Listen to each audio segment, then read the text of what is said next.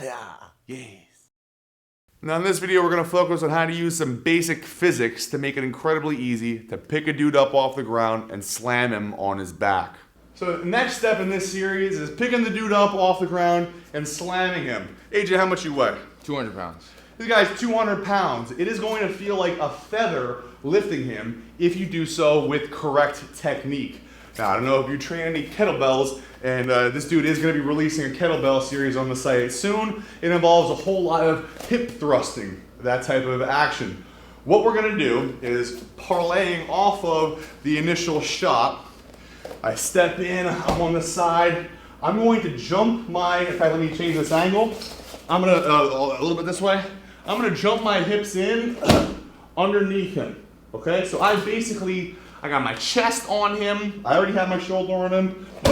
I'm bringing my base in as tight as possible, and I'm putting the back of my wrist up under AJ's nuts. No homo. The point is to basically load his crotch up on my forearm. Now, that adjustment on the air without anyone looks like this, okay? Wow.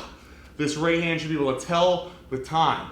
Now, as soon as you lower your level and you hop your feet in, you explode your hips up, and it's like that. That's the picking up action. So you don't jump in on the guy, you sink down, loading him up onto your forearm, and picking him up becomes absolutely simple. So AJ steps forward, I shoot in, and I pick him up right off the ground. Okay? One more time, up to speed.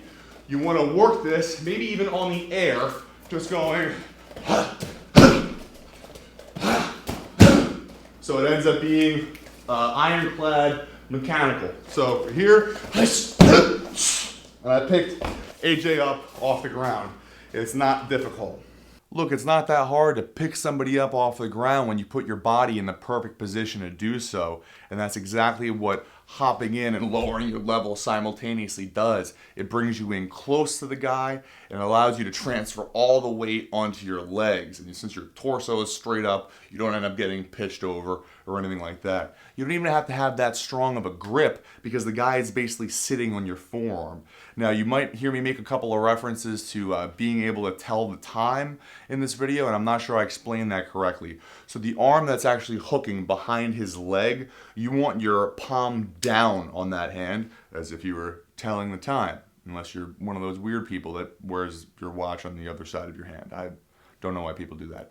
Anyhow, when you hook through, you want that palm facing down, and that just has to do with the fact that if it's in the other direction, the guy can actually potentially break. He can stomp his leg down and pull up and break your hands apart. So that's just the correct way to do this, and all single leg takedowns. So keep that in mind if you watch any of the other single leg lessons that we have.